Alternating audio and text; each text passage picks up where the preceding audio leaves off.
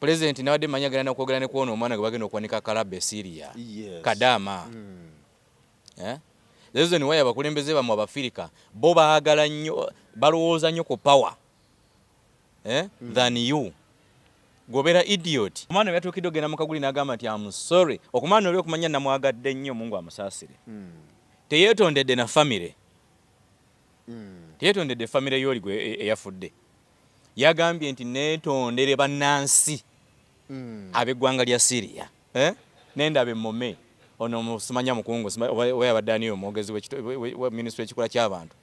Anti nammwe mukola nsobi okutambula n'ezi kampuni ezitali mateeka. Ye etali mateeka ekkirizibwa okutta. Eri kampuni ng'eri registered. Bw'ogenda ku okukkiriza okutta boosi wo. Lengera embaata. Omwogezi wa ministry yavuddeyo n'agamba nti anti kati obuzibu bwabo. Statement eyo teyogera statement eyo. Kati omusabire ne mwana we naye ajja kugenda. Inshallah ajja kugenda. Kati President Museveni omugulamu akagudo muba mumujereze na nnyo. Ako naye kati mukabule mu president. Owegomba member parliament wa East. Teboogerwako bw'asitukanaga ngenda kubanduka gwe tolina mikono. Mwami Museveni mu poliisi ya wangulu. Sijja kulya musayi gwa bannayuganda. Ekyatutwala mu struggle kubeera ne Kyagulanyi kufiirira nsi yaffe. Gamba tojja kutuma muntu kuzikujjirayo. Sijja kutuma muntu kuzinzijirayo. Atono byawakoma yategese kano. Yagenze muri kodi yensi yonna. Ekitusibye mu nnaku bwe butakkiriza mbututiitira omuntu wonna ayogera amazima bajja kutta. Baffe batutte naffe tufiirire ensi yaffe. Bantu batonda mbalamusizaako nze omulanzi Senkubuge Jafari. Bantu batonda nziza okubategeezaako ku nsonga eno. Emikutu mingi nnyo egigguddwawo ku TikTok nga beeyita amannya gange. Baguddewo emikutu mingi nga bagiggulawo mu mannya gange. Basala bu video ne babuteekayo ne batandika abafere okubabbirako ssente. Bantu batonda sirinze ku TikTok, siri ku Facebook, siri ku Twitter. Emikutu kw'osobola okunsanga guli gumu gwa YouTube era onsanga wano ku Emboozi mu Yuggi oba n'osiŋŋaana ku Kasuku live.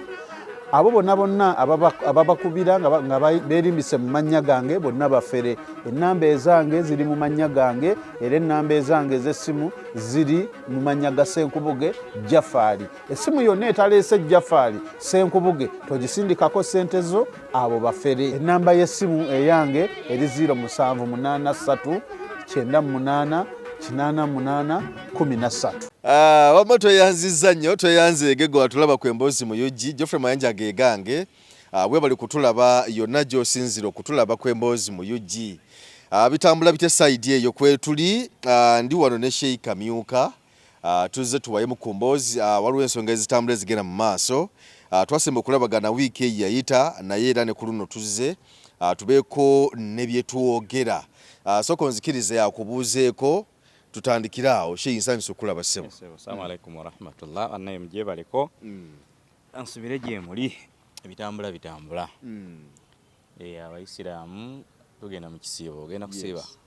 N'ekyabakristu nakitandikira mu kiseera kyekimu. Okay, abasiraamu mwenna baagaliza kisiibo kirungi. Ate tuteeketeeke enniya zaffe tusiibe inshaallah. Yes. Tukisuubiranga ku lwakumeka nkya? Sebo. Okay. Era sebo ku lwokuna tugenda kuba tusiibye. Ku lwokuna. Buli gw'onalaba ku lunaku olwo ng'alya emmere. Bw'ataba mayanja ajja kuba alina alusa.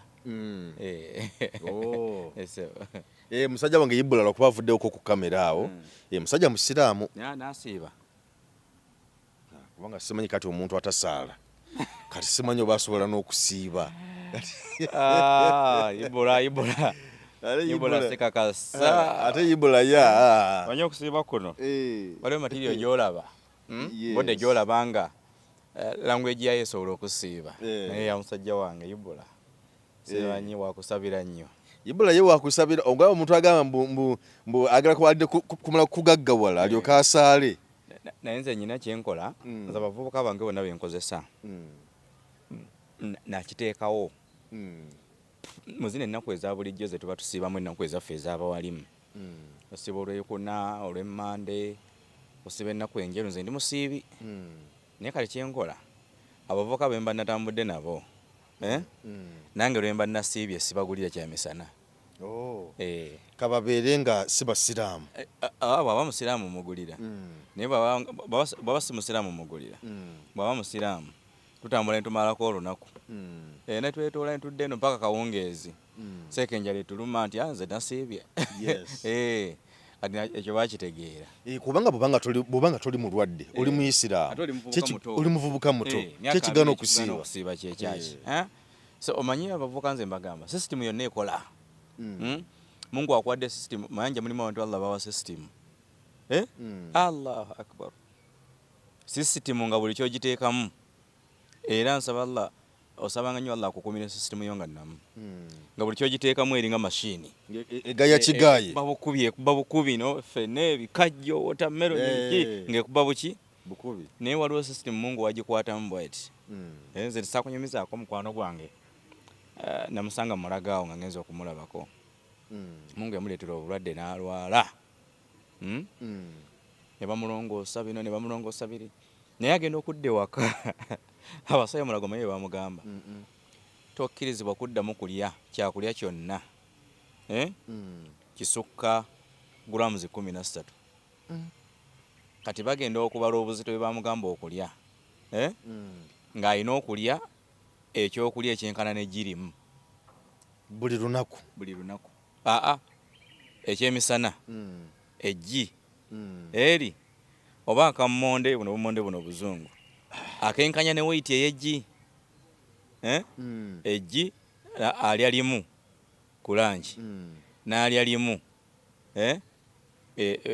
ku sapa bwe babeera bakoledde mu bummonde era kamu ku lanchi kamu ku sapa naye sebo omusanga mu Land Rover ng'agivuga n'ogamba alhamdulillah wallahi abaddu baamala naye nga n'amala akwazikamu obulamu bwe toyinza kubusobola yadde 10 omugasebo nona ebintu byo. So kati omuntu bw'abanga mulamu obulamu kyetaagisa n'obukozesa. Obusiraamu butugamba omuntu kola ebintu bitaano ebintu bitaano nga tebinaba kutuuka mu bulamu bwo. Okategedde kola ebintu bitaano ng'obulamu tebunnakuzibuwalira. Kola ebintu bitaano ng'ebintu bitaano tebinaba kutuuka mu bulamu bwo. Byebiriwa amakulu wetegekera ebintu bitaano ng'ebintu bitaano amakulu ebyennyume by'ebitaano bino nga tebinaba kutuuka mu bulamu bwo. Ekisooka obusiraamu butukubiriza okukozesa obulamu bwo Mungu nga kyabukwazisa okyabulina. Obulamu kasi obukozesa ebintu Mungu nga kyabukuwadde mwana ofuuka wa kitiibwa. Naye waliwo ekiseera wootuuka ng'obulamu obulina naye nga tebulina mugaso. Akaseera kazibu nnyo mwana wattu. Obulamu ng'obulina naye nga tebulina mugaso. Tebulina mugaso. Nze nalina mukulu wange yalwala alusaazi naye nga ffe ku ye kwe tulabira nti kati bagenda kujjula tibajjudde emmere ng'olujjula emmere n'awulira akawoowo k'emmere yonna emmere yonna n'agiwulira bw'ati bwe ng'olubuto lumusaanuuka ng'aleekaana ng'akuba enduulu nga bamusibamu ekisipi nga nakawere yokka musajja nga bamusibamu ekisipi nga nakawere nga ye bakakutta kabwati ng'abeeramu mpaka emumala okulya nga bwe bulamu bwayitamu alusaazi. So kati abavubuka nga tugenda mu kisiibo muno n'abantu bonna balamu n'okusiiba okw'omugaso okwekiruubirirwa tulina okukozesa ennyo. Era omuntu yenna ng'omusanga alya mu kisiibo ng'alidde emyezi 11 emyezi 11 sebo ng'olya onywa cyayi ekyemisana ekyeggulo okubayo ku kikomando awo bw'okyamako ku ffene nateete naye sebo noga nti nazina ennaku 3 nazo kanzirye vule. Allahu akbar. Otuuka ekiseera mayanja Allah ng'obulamu abukyusizza era nze edda nga nkyayinamu ku maanyi twatambulanga nnyo nga tugenda emulago era naye bw'ofuna ng'obudde vuga emmotoka yo gendeko emulago olambule ku balwadde olaba omulwadde ng'ali wali musajja mugagga wali ogenzeko mu kansa institute tukole enteekateeka mu kisomo muno ngenda kutwalayo tubafuna obudde tugendeyo bona avaayo ojja kutegeera nga buli muntu akola ekibi omusonyiwa busonyi. Mu mifo ky'okumunyiigira omugamba omanyi Ibula nkusonyiye. Otuuka eri n'omanya nti tuli mu biki bino bulamu oba just bintu bya muzannyo buzannyo.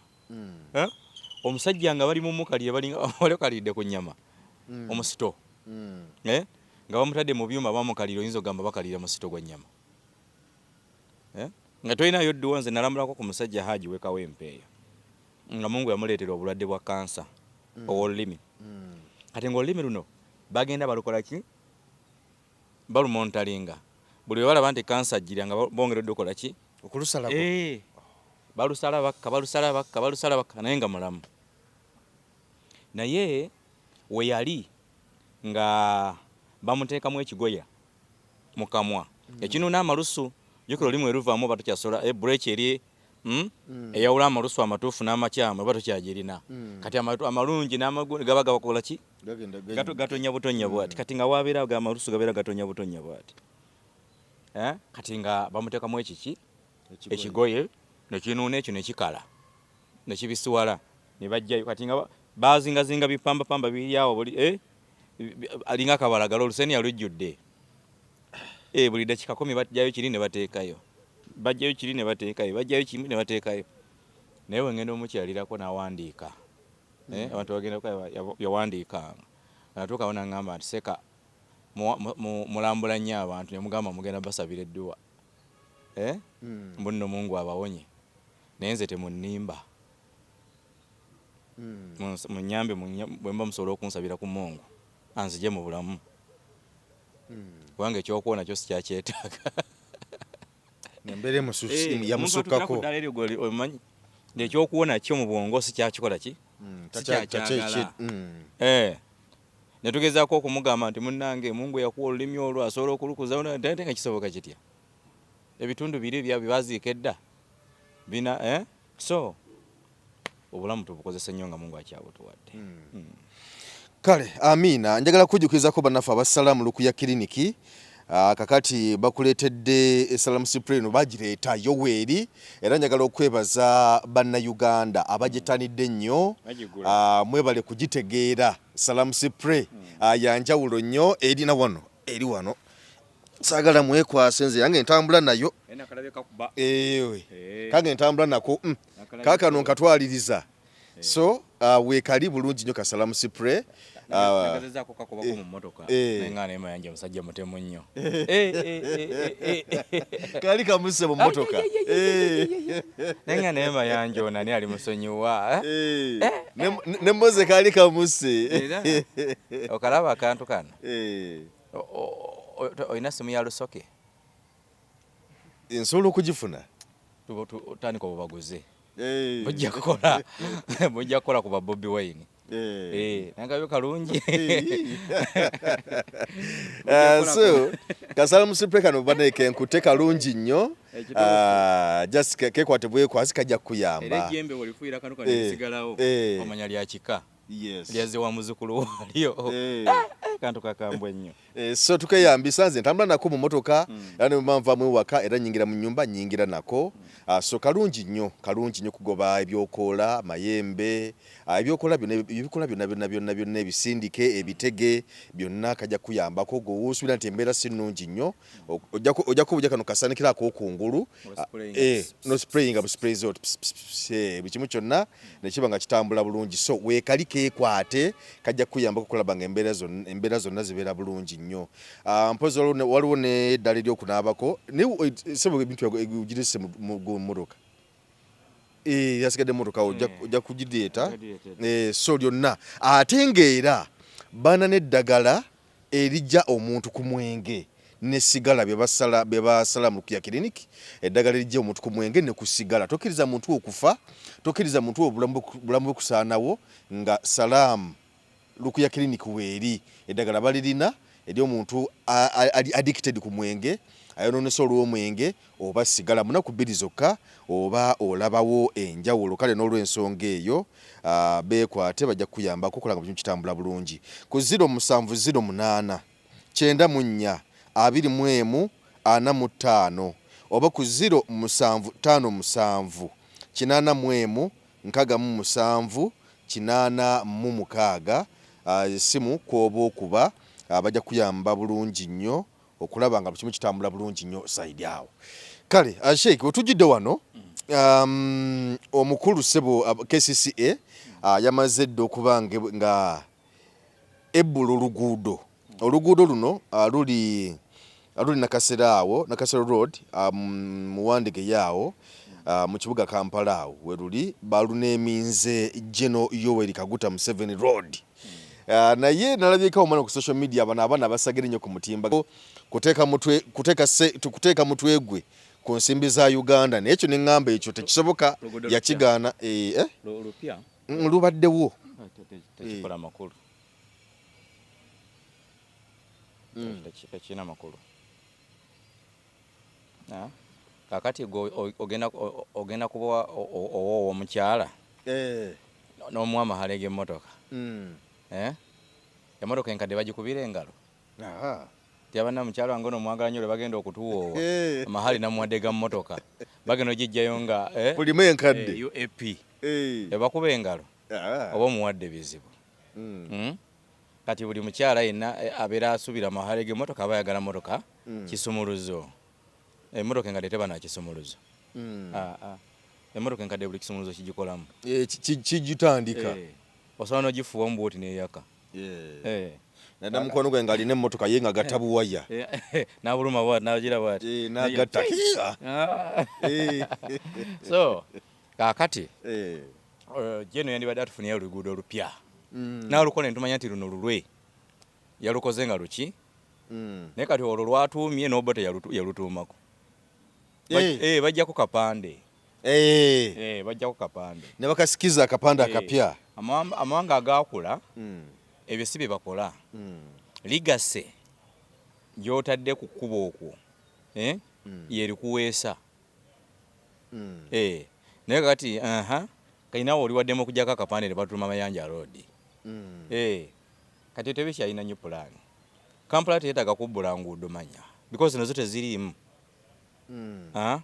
goziraba mweziri enguudo nze nkyayingira n'emmotoka mu kibuga Kampala nga nonamuki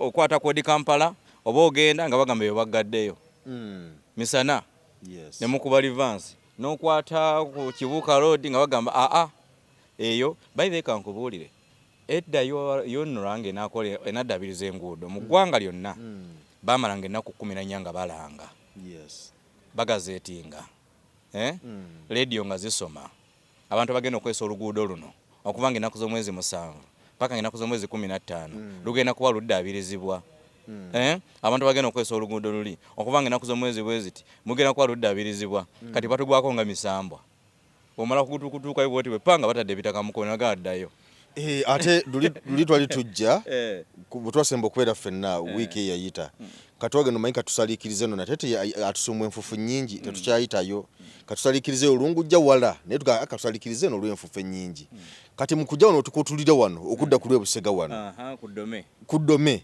nga bagaddewo naye ng'ate ye tutandika tebataddeyo kapande nti banange no gye mujja tuli mu kulukola omala kutuukawo ebintu bya bano kati biringa kufa bijja kukugwira kibwatukira edde bupande mu Kampala bwakola nga radio nga zikola newe mugenda ku mukutu gwa mogwayonola kuba kati abantu bali updated ku media newe mugenda ku mukutu gwa media ne mu gazeti ne muteeka enguudo zimusubira okuddabiriza mu wiiki eyo bakitegeera yegamba tubadde mu kulonda tukava mu kulonda wano naye olaba ebirango bimeka ebikubiriza abantu okulonda n'okubabulira ne gye banaalondamu kati nze ndi producer wa radio bulango biki bina byonna naye bagenda ne baweereza mention zibana abeelectoral commission ne baweereza mention nti kati mnaku z'omwezi bweziti tugenda kulonda ab'obukiiko bwe butyo ab'obukiiko b'abakadde abavubuka n'okulonda kwa bonna biki bwe bityo ebyo bitegeeza abantu naye babireeta ng'okwosa enkya kwe kulonda naye nga babireese leero okugamba okubuulira abantu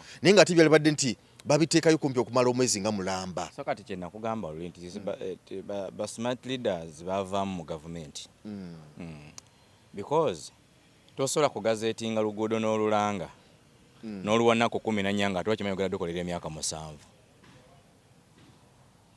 oba kitegedde kyekibagano biteekayo ng'okimanyi nti ekigoma kimu ekibadde bateekamu awo obadde ogamba ku ddome nze wempita bunaku bataddewo ebigoma 3 kati bagenda kwezawo myezi 8 nga bali awo bateekamu ebigoma ebi okugatta kano akagatta ku kolansi ne kale ka kolansi akapya ke baakola wakati awo tewawera yadde kota kilomita bayive ziri mu fuuti ziri mu fuuti we ziba nnyingi nnyo teziwera 5 naye bali awo beekulunga yegamba nebbanga litwamale nateetaawo ng'abantu basaliikiriza era bazimba mwalo guyitamu awo kaakati ekyokukola bakimanyi naye bayaaye bakontrakitors sente bamala zisuubuza bintu Dubai China wa kuzigabamu bodaboda bbanja kayina atuuka ekiseera nga amagoba gaafuna eri galeeta atemu abakolereyo wana aguleyo ebigoma 3 atuukirize omulimu gavumenti gwe yakola ki gwe yamuwa so kati okubbulamu pulezidenti omuggulamu oluguudo mu Kampala tekikola makulu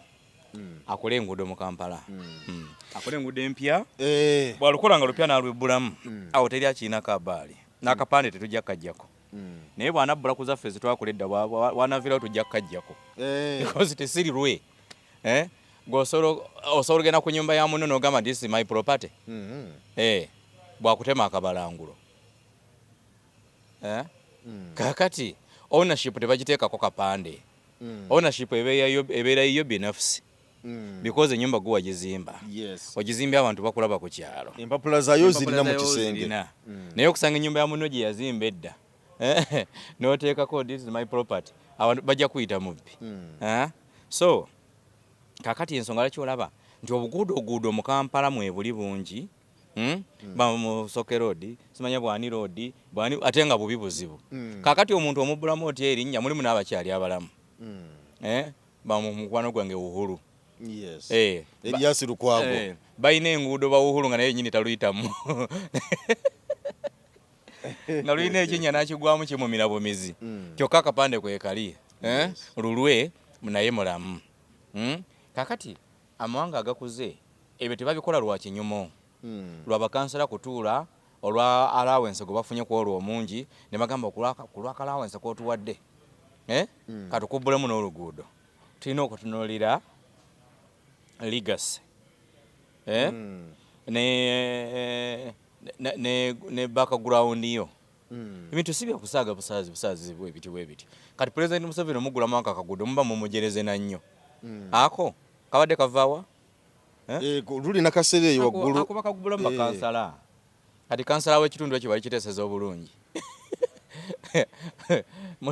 lwe muli mu bulamu luli mwankole President bamugulamu highway nga bwolaba Entebbe Express highway Yoweri Kaguta expressway ng'eva Kampala mpaka Isingiro oyo President w'eggwanga era gwe yakoze ekintu ekyo wallahi ogenda weetondere n'omusajja kati ffe munatubbulamu ki buno bwaffe obuyingira munda awo obugenda eri ku kagalagi kasula kano kagenda ka hoteli ka Maria's restaurant obwo bwaffe naye kati mukabbulemu President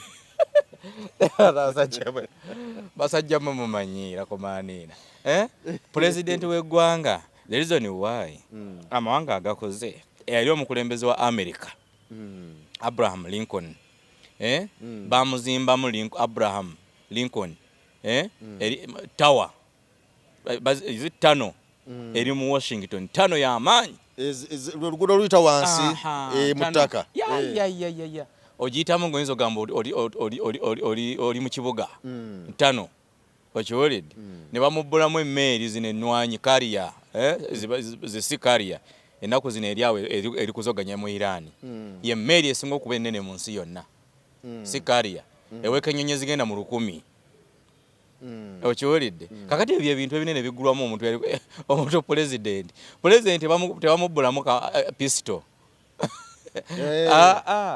mukole the reason why abayirani bo buli muzinga gwe bakola omunene nga bagubbulamu yaliko omusajja ow'amaanyi nti eno mizaire ekuba kilomita mmeka nti etambula kilomita zikakaaga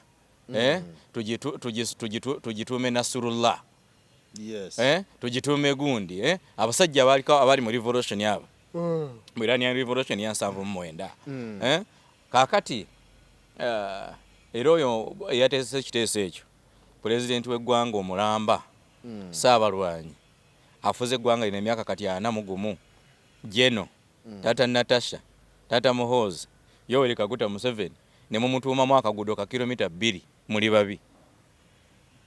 babi nnyo muli babi munoonye hayiwe nnene ejja mu muntu akulembedde emyaka ameka 4 emyaka 4 simanyi bono bamugulamu embalala Kaguta Road baba agikola nagiyitako emabega ngeri kenfuufu mpitirivu Kaguta Road nengamba naye abantu bateeka ekipande kino wano basajja babi nnyo wakitege so kakati abaana bawana abali mu byobukulembeze ebintu babitwala nnyo ng'ebyokukola ki ebyokusaagasagamu obusaazisaazi nefa omukulembeze afuze eggwanga emyaka 4 tosobola gamba ne katumwe kana akagudo akava ku Saapolo okutuuka wali ku bypass muba mumujereze nnyo kale zino z'express ezizimbibwa zomugenda zituumamu baani z'abajjajjammwe omusajja mumuyisize budget ya bilioni 9 nga zigenda kuzimba express egenda okuva e Kampala mpaka Jinja mugituume Kaguta Kaguta Express way naffe tugitambuleko nga tulaba Kaguta yekka naye kakati alo ndi wano Kaguta Road wandege jamu wankwatidde kumanina wano Kaguta Road wandege jamu wankwatidde basajja nedda nze nango butemu buntuumanga omusajja mamujoze kale kakati olunaku lwajjo yabadde Janan Luwumudde era nga Janan Luwumu ono yattibwa kirowooza okuba nti yattibwa yali president mu biseera ebyo omukulu Idi Amin Dada olw'ensonga z'ebyobufuzi era nga olunaku luno lukuzibwa buli mwezi gwa 2 ng'ennaku z'omwezi 16 era n'olunaku lwajjo lwajaguziddwa era bingi ebyayogedde omukulembeze nga bigambo bingi byayogedde awo ebimu ku ebyayogedde yagambye nti nno omuntu yenna abba akalulu yenkanankana n'Amini aba afaanana nga Amini aba Amini yennyini omuntu yenna abba akalulu jjukira twakava mu kulonda era ebyakalulu ebyakabaddemu byonna ffenna twabirabye ng'obululu okusinza ku bifaananyi n'amawulire nga byazze nga mu bitundu ebimu obululu bubbibwa kyere kati omukulu yagambye nti omuntu abba akalulu yenkanankana ne General Idi Amin era yagambye nti omukulu omugenzi Idi Amin Mwami Museveni nga yagamba nti yakola ensobi nnyingi nnyo yakola ebisobyo bingi nnyo ebitalabangako mu ggwanga era gamba yagambye nti Idi Amin yali devil nti we are here to shame the devil who operated through people like Idi Amin made many mistakes mukulu bwatu bwe yayogedde kizibu kiri ku president wammwe ebintu ebisinga yalemeramu ebikwate ensonga kyola nti eno generation gifuga eri emuberedde expensive nnyo eva buli wayogerera buli wakola speech ng'omukulembeze abeera mu biki mu bikwate kati abantu ababadde ku mukolo ogwo okimanyi nti ebitundu 9 mu 3 ku buli 100 ababadde ku mikolo ogwo tebalaba ku Amini abagubaddeko bawulira muwulire okimanyi nti abantu ebitundu 9 mu 3 ku buli 100 ababadde ku mukolo ogwo tebalaba ku Amini kakati okugenda ku mukolo bafunyeemu ki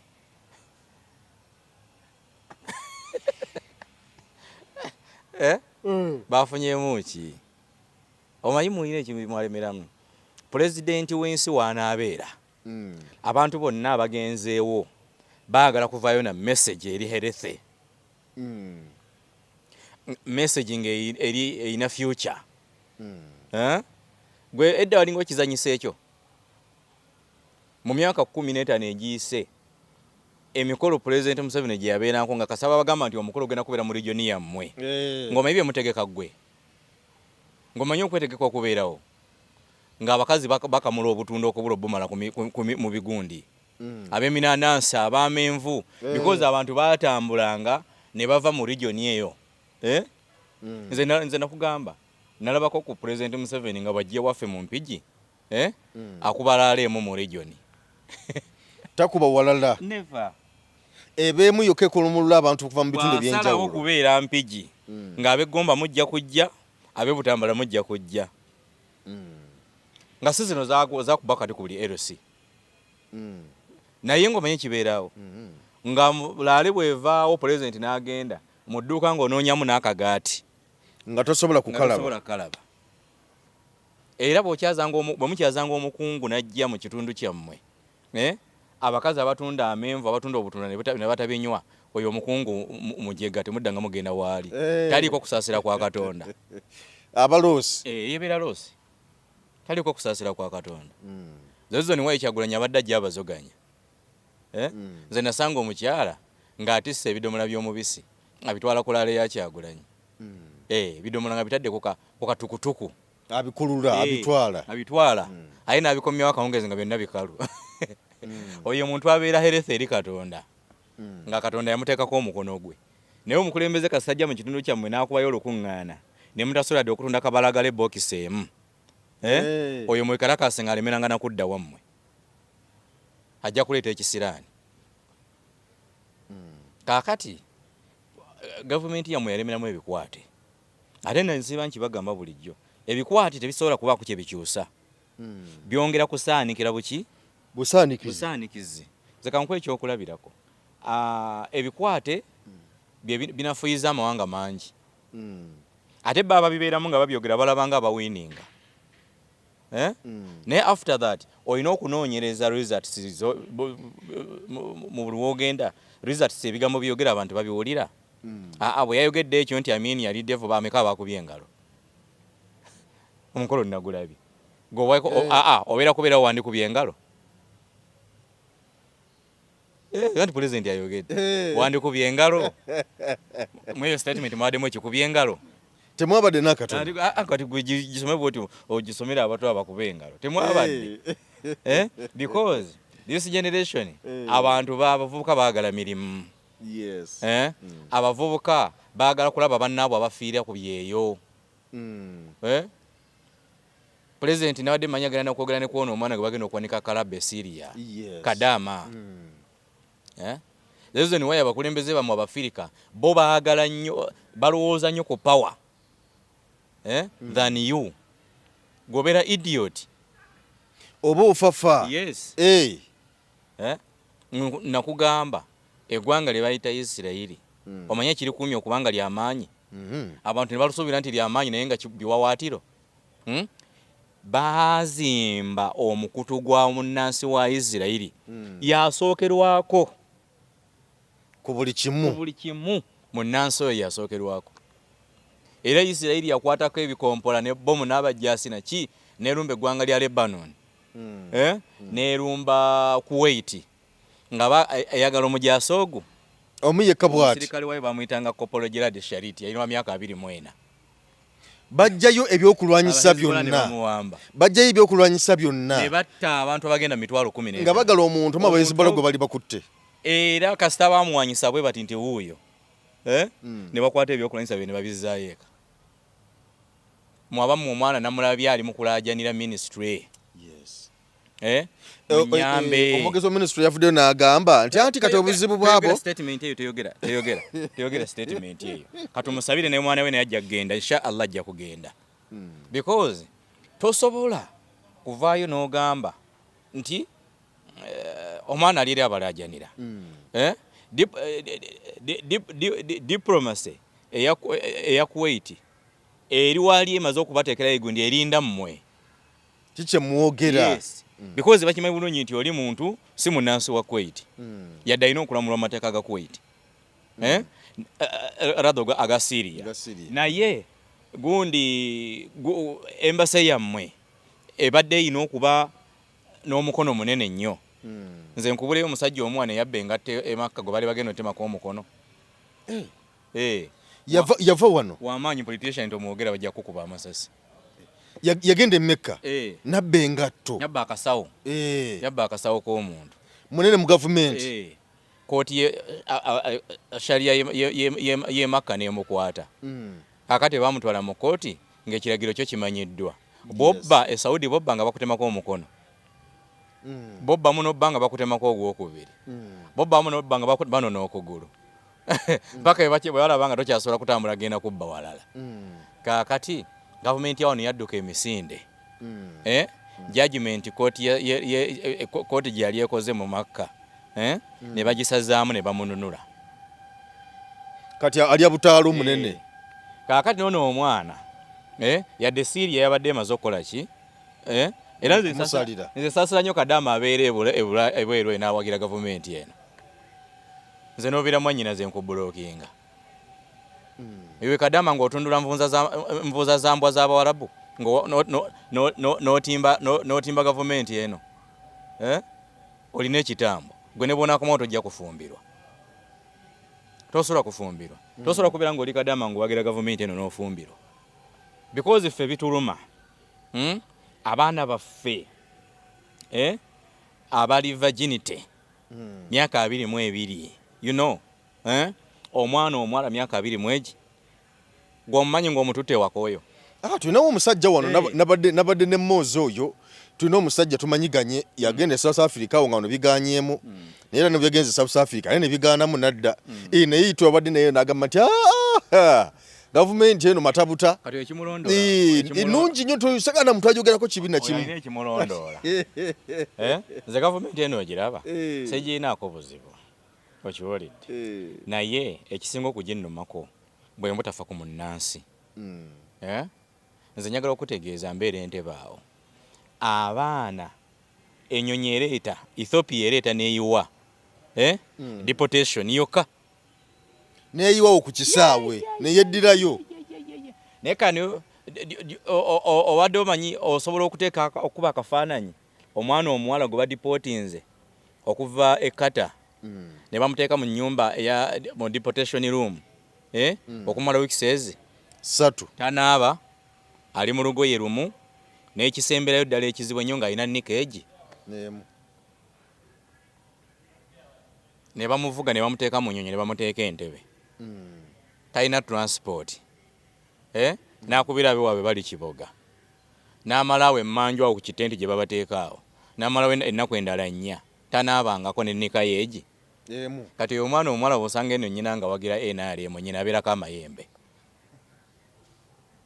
olina mutwala mu bana abasalaamu lukuya ne bamuwasala mu spray sprayinga okitegeera so kakati ene Kadaama oli Kuwait oli Saudi Arabia oli Jeddah oli Riyadh oli anywhere naye nga oli mu biyumba nze nenkulaba nga osupportinga gavumenti eno nze era mbabulookinga bubulokinzi cwi kuba soogera na basiru nze soogera na muntu musiru so kati twandisuubidde speech ya Joe yandibaddemu kubanga ekino kyatrendinze nnyo ku mawulire ga nsi yonna mawulire ga nsi yonna era mwana nalajana na gavumenti okumuyamba omwana yatuukidde ogenda mu kaguli n'agamba nti I'm sorry okumwana oli okumanya namwagadde nnyo Mungu amusaasire teyeetondedde na famire teyeetondedde famire y'oli gwe eyafudde yagambye nti neetondere bannansi ab'eggwanga lya Syria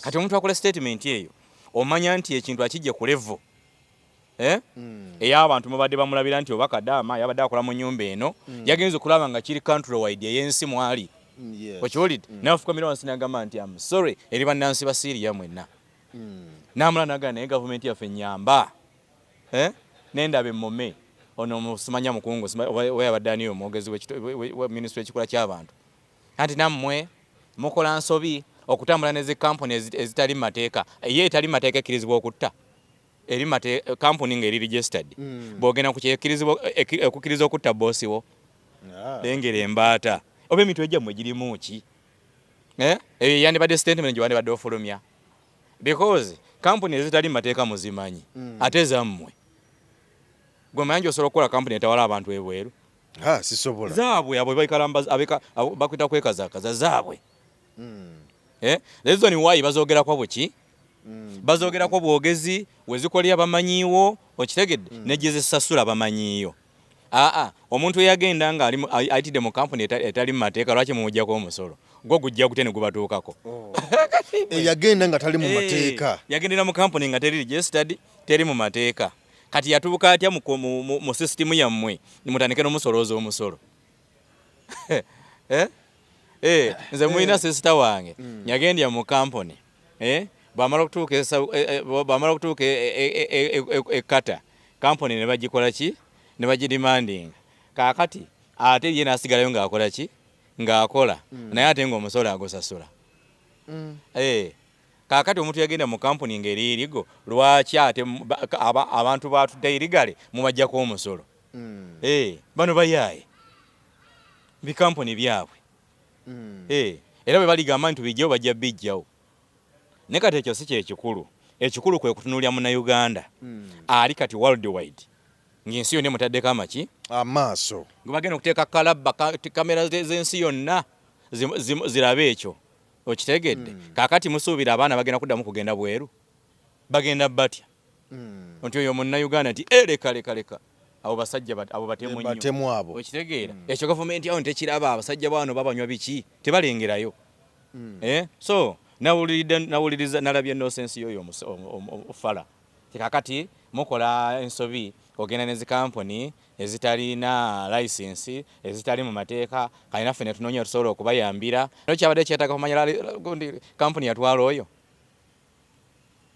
kubanga bwe mbeera nga neetwala nzekka nengenda bulungi nzekka nembeerayo noba babisobye nga ekyo bwe kyabaddewo batabana kunyamba anti kyeŋŋamba. So kaakati bano basajja bazibu nze okuli abasajja abatwala abaana ebweru balina emitima emikaafiiri balina emitima emikaafiiri ate babayita nkwatetante tebaagala kuvaamu yadde ebibiri ye olaba bagana kuzza mulambo.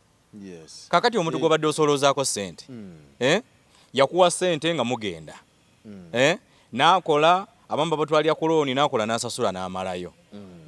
Ssente ezo natandika ozimujjako gwe abaana bo ne basoma. Mungu n'atuuka okumujjulula n'obulokinga essimu. Wallahi temujja kufuna mikisa. Temujja kufuna mikisa wallahi. Ekiseera kijja kutuuka nga nammwe musasula. Famire z'abantu ne zikaaba abantu bakabira amaziga ku kisaawa awo. Abaana babaziiseeko bakadde baabwe. Emirambo gy'abannansi giri mu kyondo ky'Abawarabu awo mu ddungu. Abo abasobola okwekwata ka vidiyo nti gundi munnaffe yafudde abo balala. Mulimu n'abalala abafudde silently. Nga famire eri awo emanyi omwana yagenda kukola ki? Yagenda kukola. Naye nga tebamuwuliza. Nga yafadda. Ne basuula ensega ne zirya. Nga bali awo bamanyi tulinda Shamimu yagenda akomawo. Amasimu ge tegakyaliko naye batugamba gyali eyo. Alabika yekuka bwekwesa tomanye abaana. Ekisimu zaamugwako. Naye nga yafadda temuliddamu na kumulaba. Eyo yensi Mungu gye yatugerera mwe tulina okutambulira. So kati okwogera kwa jjo Mr. President twandisuubidde nti ezo ensonga zabadde ki nnyo singa nga abamukolera speech babadde bamanyi kye bakola. Naye kati olwokuba abamukolera speech naye bategeera nti ayagala nnyo ebikwate ye buli wagenda okwogera bamuwandiikira koikoidya buli speech gyakola yakoikoidya tebakyamukolera speech ziriko.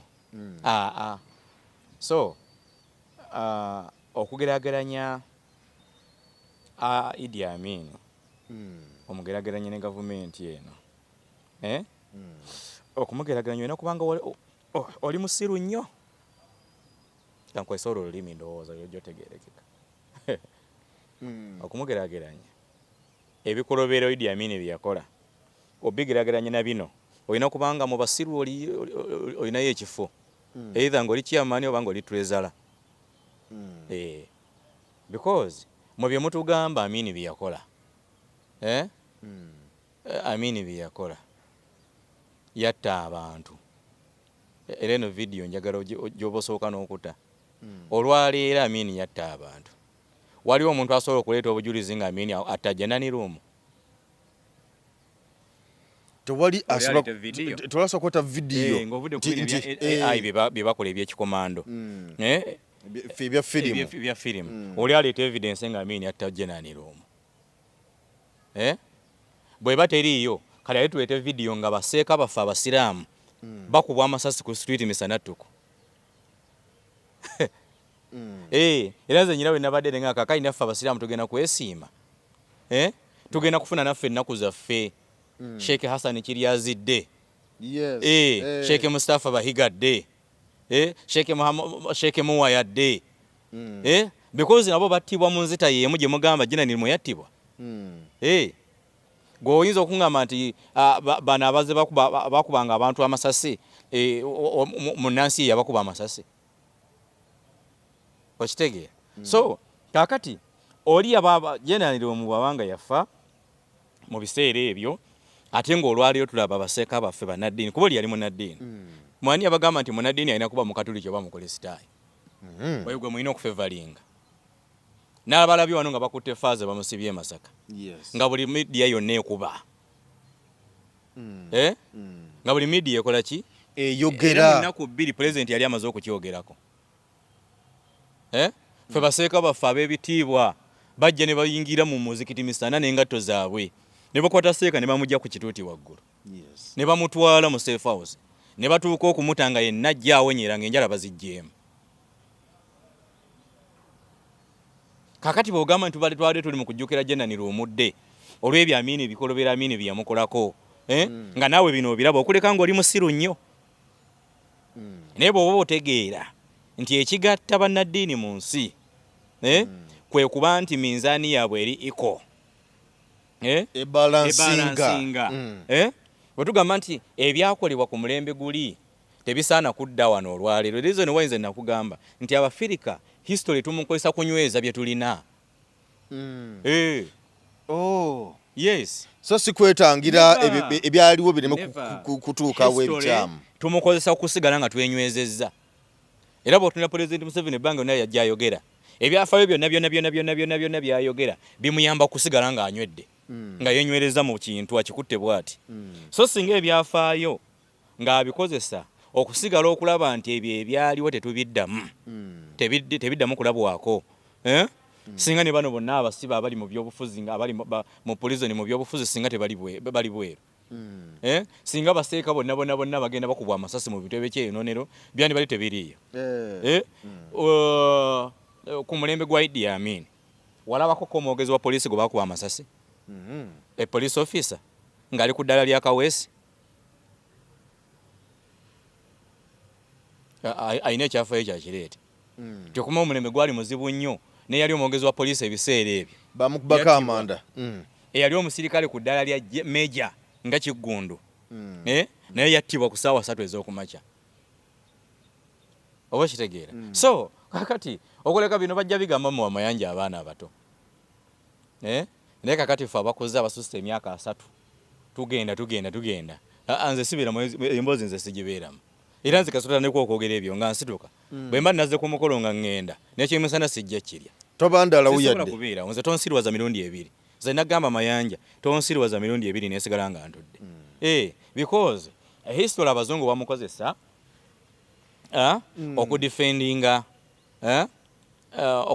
amawanga gaabwe obutaddamu kukola nsobi ezo ezaaliwo ebiseera ebyayita ekyo kyekimuteresa era kyekimutumya aga nti ezo ensonga zigende mu kaddiyizo eri ebyafaayo buli muntu yenna anaabisomangako aleme kuddamu kukola ki aleme kuddamu kukola nsobi eyo naye kati mu history wammwe mumukozesa kubulakamairinga bannammwe kubulakamairinga famire zaabwe kati President Museveni ddala amini okya bulakamairinga waaki nti kati luli waliwo panda gaali kati drone ziyingirewo kati drone ziyingirewo kakati President Museveni kati amini okya bulakamairinga waaki yafa dda myaka n'okusoba empalana omukazi mujja agenda n'aloga amalaalo amalaalo ga mujja we omukazi mujja waafa n'atamatira nti yakola ki nti yafa n'agenda ne ku malaalo n'asimbako eddogo toddanga kati President Museveni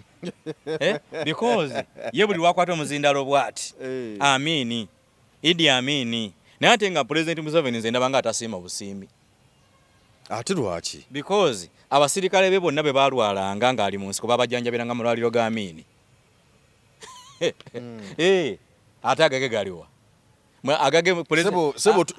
sebo tuna mulago omupya tuna kiruddo w'emirundi ebiri. President Museveni amalwaliro gazimbye Health Center 2 gosolo gijjanjabiramu yadde ekikere. omwana wasobola okulala n'omutwala mu Health Center 2 oba omututte omutwalidde malayika limauti gomayiba malayika limauti eziri ku Health Center 2. Nalaba omuyimbi Green Daddy nga yekalakasize mulagao ng'omwana wafudde. Amalwaliro Mulago Gombe Mbale region amini ku region ya Uganda yali ataddemu referral hospital. Okitegeera muve kumwe ebintu bino ebyekiyaaye nti omuntu asobola okulwala obulwadde ne bamutransferinga okuva e Bushenyi ng'ali mu ambulance nga bamuleta mu referral hospital eye Kampala. Muba basiru nnyo okusigala ng'ekyo temunnabakirengera nti omuntu alwadde eddwaliro ly'Embala ne limujjanjabako Health Center 4 okiwulidde ne bamuwa referral nga balina okumuvuga okuva e Bushenyi okumuleta e Mulago. oba olaba mujja kufa mufanga minya okiwulidde tetuyinza butafanga minya. Can you imagine omuntu okumuwa referral okuva e Bushenyi? Eyo region ki ekigigana okubeeramu eddwaliro eriringa Mulago? Yali minister ki yali bali omunsi gobawereza ennyonyi nga ng'embeera etabuse. Okitegeera District number tena mu dolls amujjanjaba. District number tena honorable wasobola kukyama. Okiwulidde kankuwa ekyokulabirako nono omukwano gwaffe Mungu amusaasire yafudde Major Sunday we yafunye ataaka empigi waliyo eddwaliro lya gavumenti lirina buli kikozesebwa si gye bamututte bamukyamiza kulya bwannannyini erya ddabo kiwa mukwano gwange Reverend we bamukyamizza. Kakati gobeera mujega kigo bawali faaro okuva e Kasese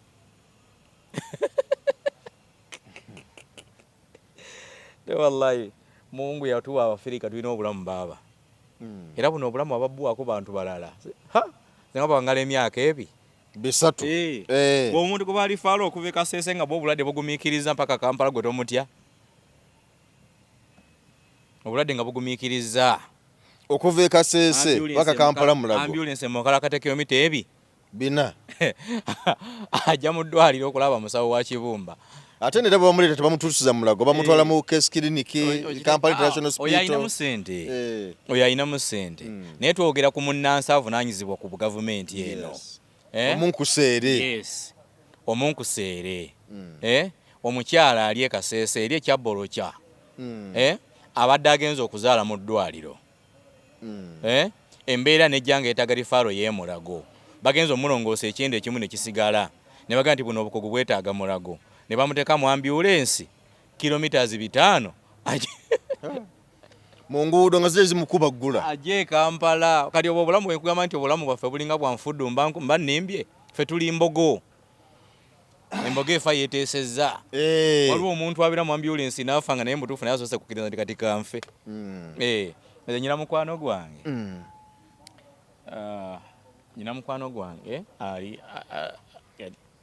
awangalira Toronto yafuna accident mu Toronto ng'ali ku highway bw'ati ne bampeereza ebifaananyi ng'ensinga eno erina enzika gye yakka munda nga yakkira ddala munda muli bweti ne ngamba omusajja we Mungu yamugeredde wayita ennaku 3 ngenda omukubira essimu nga ngamba ndi mukuvuga ngenda kukubira mugamba leka naawe wabadde otya nangamba sebo siri bubi era bwe yatuuka nankubira ebifaananyi nga bamugizemba bati bamuteekamu ekisipi mu bulago ng'ali ku mirimu namugamba gwe kijja kitya nangamba seekaffe ene Canada okufa kijja nga naawe okakasa ndi kati ngenda kukola ki kufa nanga okufa okweno si kwewammwe nti dda ofa nga ddala kituuse ng'ate famire yo yeesaba nti gira ofe. Amakulu ng'olaba bano Allah be yawa obuvunaanyizibwa obw'okutujjanjaba byonna babikoze eki babikoze biweddeyo. Nze mukulu wange yakafiirwa mukyala we last week ntwamuzisa side z'ekayunga eyo naye ekyasinze okunkwatako ennyo omukyala bamukebedde nga yeetaaga omusaayi ne bagenda okukebera guruupu ye ng'omusaayi ogwo around teguliiwo. Ne bagamba mulamu we genda onoonye omusaayi bw'ona gufuna otukubireko ku ssimu. Naye ng'ate ali mu private room. Nga ate batumuuno omujjanjabi agenda noonya omusaayi. Omusalamala ne Kampala tamumanyi. Yavudde Kibuga kujja kujjanjaba mulwadde. Ne bamugamba bw'otambula bw'oti ne bw'oti olubuuzaawo baba nakuwa omusaayi. Yabadde akyali eyo. Ono ne bamuteeka ku oxygen. Bagenza okulaba oxygen nga temalaako nga ntono. Omusawo n'abagamba mumanyi mugende munoonye sirinde ennene. Kali bagamba ne sirinde ennene tugenda kugijja mubuzebuzeekaawo. Gabayanja nze bino bintu bannabyabufuzi babyogeranga nti batebagala na gavumenti. Naye omuntu yenna ng'oyagala amagezi gajje genda lwazaako ku muntu. Omutwaleko emulago naddala nga toyinamu ku ssente. Olaba ffe ababeera tuyinamu ku ssente ffe bakola ebyo. Oli mu private room ate buli ku makya egenda okuwera essaawa egi emu ng'emitwalo 25 egya lumu gyo bagikoze eki nga bamaze dde okugifuna gyo nga baginonye. Oba sirinda wagifunye oba omusaayi wagufunye era nze nabagambye eno si private ward eno lodge. obula bagamba nti katunoonyeyo emitwalo 2 mujje munzijanjabiraawo. Nze nabagambye eno si private ward eno lodge because etteeka lya lodge mbu bagamba tosukka ssaawa 2 bw'ozisuusa obwengidde mu lunaku olulala. Kaakati zigenda okuwera ssaawa emu nga no wali siiti yasolooza 25 egya buli lunaku gyo nga zagikoze eki amaze okugisika. Ate bwatuuka tabagamba nti omulwadde ye atuuse ku ki ayo tayagala kumanya ye kasamba nga musasudde nga agenda kola birala gomanye ekiri awo. So kakati president munaku nga zino ebyo ebintu byalina okutunuulira. Yadde Amini yali mubi tosobola kukompeyalinga byabulamu bya Amini obikompeyalinga na bya leero. Tekisoboka. Tekisobokerako ddala yadde tetwabiraba. Tosobola kompeyalinga mbeera ya byabufuzi yali ku mulembe gwa Amini ogikompeyalinga n'ey'olwaleero because mu Amini gwe mugamba nti yali mubi n'Obote gwe mugamba nti yali mubi yabakkiriza ne muwandiisa ekibiina ky'ebyobufuzi ekya UPM ne muleeta ne bakandidenti ne mubasimbawo ne bavuganya bakulisipasi Kiyonga abawangula ne babalangirira. Naawe n'olangirira nti ngenda mu nsiko teyakukwata. Okitegedde? N'olangirira nti nze bwemuziba ngenda mu nsiko awo nyini yali alina okukwatira nti oyagala kujja ku gavumenti enaabeerondeddwa abantu obadde otya. Naye yakuleka ne mugenda mu kaluteri yakuba kutiya gaasi. Gwe kampeni ya Museveni mu kinaana waliwo yamukuba kutiya gaasi. Waliwo yamugoba ewuwe nga akalulu kawedde. Ye mwennyini yeyeegobawo. Kaakati mwe lwaki musuubira nti ffe tetwaliwo tuli basirwa kutuuka ku ekyo. Era Obote teyisako kiragiro nti ebyavudde mu kalulu k'ekinaana tewabaddamu byogerako. Nalabye kulisi bali omunsi ng'avaayo agamba nti akalulu kabadde kamazima na bwenkanya. Kana akalulu tekalabwangako. Kabadde kalungi kazibu naye tewali akkirizibwa kuddamu kwogera ku byakabaddemu.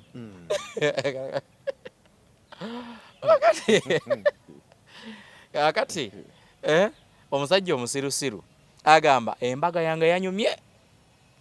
Bannange embaga yanyumye wagirabye? Naye tewali akkirizibwa kuddamu kwogera byabadde mu mbaga. Musirike oyo omuko omanya nti yatutte sukaali.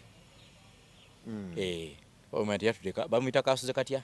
Kaasuze katya. Yatutte kaasuze katya ne basooka babasibira mu kiyigo. Okitegedde? Because embaga yabadde ekitwaza abantu ku mbaga kunyumya mbaga bwe yakoze eki bwe yatambudde era abantu ekibatwala mu kalulu kunyumya kalulu kakoze eki bwe kalabise bali omunsi bwavayo nogaa nti temuddamu n'okubyogeraku yadde okukyala ku TV nga mwogera ku byakalulu obeera otusiriwaza nnyo. Kale kakati nga mbalinya tumalize n'ensonga eno Sheikh ensonga y'obwa speaker bw'otogera essaawa zino bennakategeerako abalaze interest kulaba nga bavuganya mukyala Anita Amongo kwe kuli omukulu Mawu owa Democratic Party ng'ogyeko Mawu kuliko omukyala Namuganza Passis naye yavudde ekyo kajjukira bano bombi Namuganza Passis ne mukyala Anita Amongo babano butakanya bwabwe era embeera y'amaanyi nnyo nti omukyalo ono bwojjukira bulungi nnyo nti paalamenti yatukana okumugyamu obwesige era bo ne bakukola ekiwandiiko kye nga bagamba nti tukyamwetaga mu paalamenti olw'enneeyisa n'ebirala byonna era nga nti kyatekubamu nnyo omuliro omukyala Anita Among lwakuba nti bwe kyatuka ku mmeeza y'omukulembeze w'eggwanga bappa okussaako omukono yabikako kibikke n'agamba nti kigira kidde ebbali kibeere awo era teyakissaako omukono ensonga lwaki nti Basis Namuganza ne mu paalamenti akyali eno okutuusa kati naye ng'agamba nti nzize omukyalo oyo Anita Among njagala kumusiguukulula nange bwe batunulya bano abasatu ani gw'olaba ayinza okubeera ow'enkizo ennyo Anita Among essaawa zino aliyo incumbent omukulu Honorable Norbert Mao ne Honorable Basis Namuganza kuba betukyatunuulidde be bakyalaze interest Namuganza yaze kwanona bululu yaze kwanona bululu naye kati okuvuganya kugenda kubeera wakati wa Mao omanyi kankubuulire Anita Among akoze ebintu bingi kuba sipiika ebibadde bitakolebwa basipiika balala ekisooka ebintu ebyo byakoze ebingi biyinza omuleetera ebizibu oba okumukola ki okumusitula ekisooka ye sipiika asinze okuzanya ebyobufuzi mu paalamenti awo ebiri open n'ebiri silent ebiri silent abizanye nnyo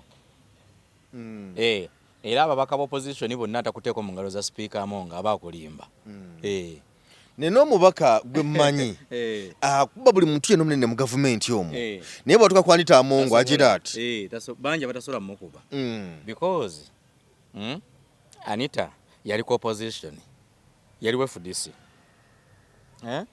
kati nga embeera zonna ez'ababaka b'opposition yazikola ki azimanyi ekyo kimuwadde nnyo amaanyi eri mukama we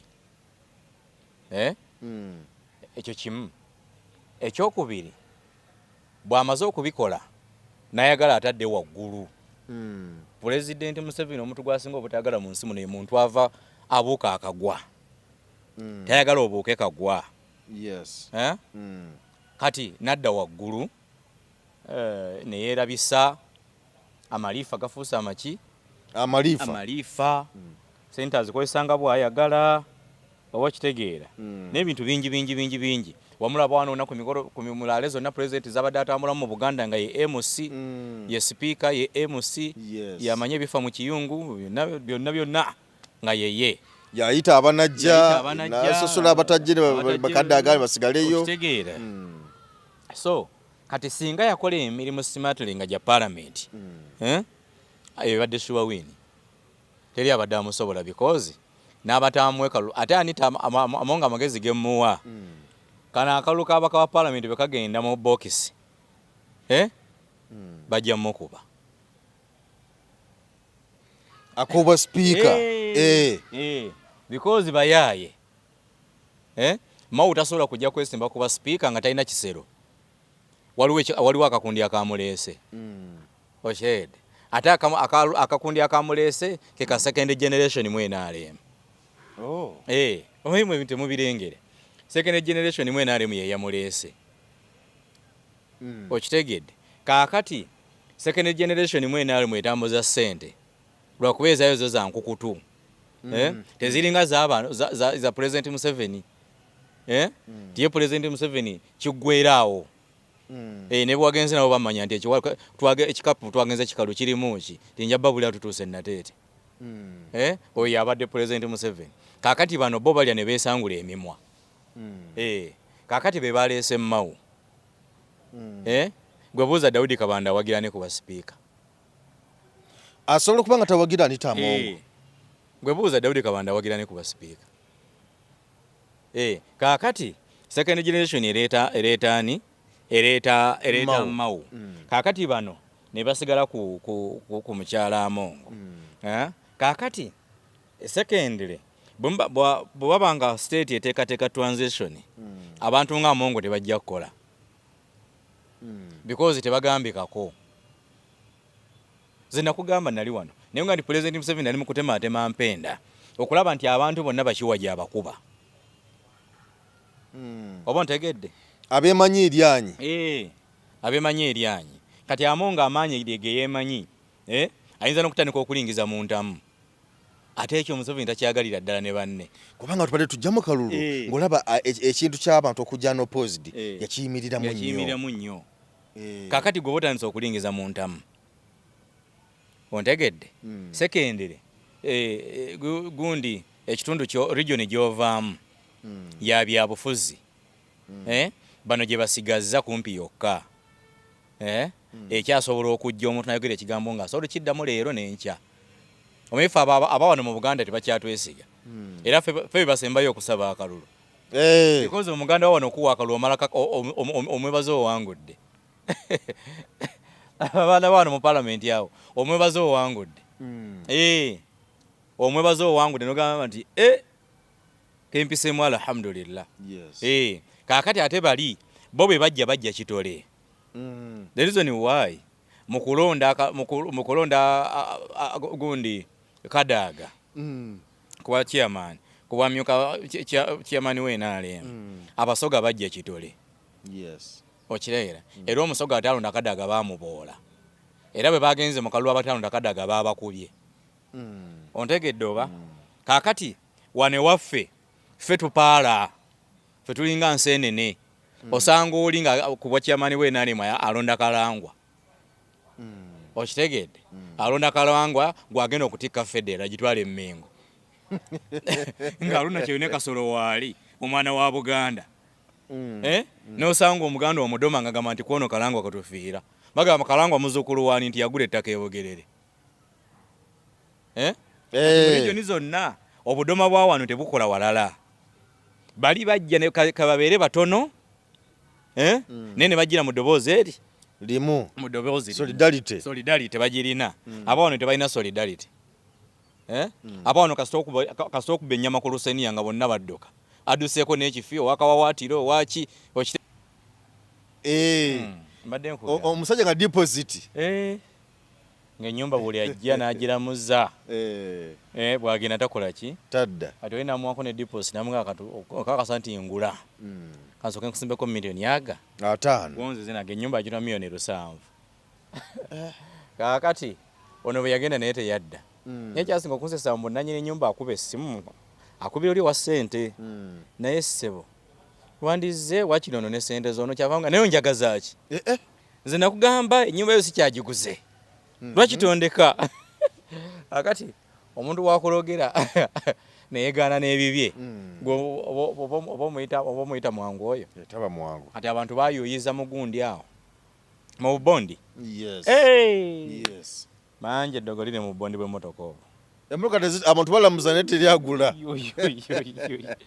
abo abateega bakasitoma abo abateega ebbali enyina ebintu bisatu bye naakalabamu eddogo bubondi n'obutale kati owino owino market Kaleerwe ne Nakasero wano waggulu eyo sirika buli business gy'omanyi nti abakazi bakolawo 70% bwe bagamba nga nti vaawo dduka mu katale ekibuye mu by'ebyennyanja mu layini awo abo be beetaaga salamusipule kale gyekwate gwe wenna n'okusomozebwa so ejja kukuyambako bulungi nnyo just eno salamusipule just ojjako obujja kano kasaanikira ka waggulu n'ofuuyira bw'oti alina ekidduka okutambula obulungi ewaka mu bizinesi yonna nga bwe twogedde wano ejja kuyambako nnyo okulaba nga buli kimu kitambula bulungi malidaadi saana nakyo balaba ntambula nayo singa badde olonda sipiika kubasatu badde olonda ani gamba batulaba singa badde mbaka wa palamenti kubasatu sirabawo Honorable Mau sirabawo oli mu palamenti ndi mubaka palamenti etandise leero manye etandikira mu kulonda sipiika anti kati obuzibu bonna bonna abasatu bazze amasuuti bagasibye abambadde engatto y'akakondo bajja bagikuba oyo omanya nameere obuzibu obuliwo nti abasatu bonna bakalaga interest nti bali nnyo mu sebo yigwe naye ng'ate palamenti zinaalisuubidde nti yalibadde teyalibaddemu igwe yalibadde nga nga edukanyizibwa kyenkanyi kubanga ne babeera mwami Mao nga bwe mulaba okusinziira ku byazaayogera n'entambula gy'atambulamu engeri gy'akyusaamu ebigambo ndaba era nga naye era bw'anaagenda mu paalamenti ajja kuba mu mwami Museveni igwe nenamuganza naye ne baba era akifunya naye gikubeeramu igwe okusinga bwe tumulabye ebbanga lyonna. Kitegeeza honorable gwe tolonze honorable kankafu 529 abaka paalamenti akamu kafu kaba kafu okusinziira ku bwenkuba tooki mu basatu abo mubona tolina mu speaker temuli kyokka nga ate era kizibu nnyo n'atagamba yigwe okulya kuba mukulu wamuwulira nti nasula nkuba amasimu ekiro kyonna bawanita amongo omanyi tugere twegayirire Tayeebwa yajja yesembewo Thomas Tayeebwa yagamba nti mulundi gujja mu kisanja ekijja nga kino kiweddeko ajja kujja kuba speaker bujovu ngera tuli awo tulinze ye alika naawe singa abaddewo oyo mbadde nja mulonda naye kale nange mu paalamenti ku lunaku lw'okulonda aba speaker sijja kubeerayo nja kubeera mu constituency yange nja kubeera mu constituency yange nga nziika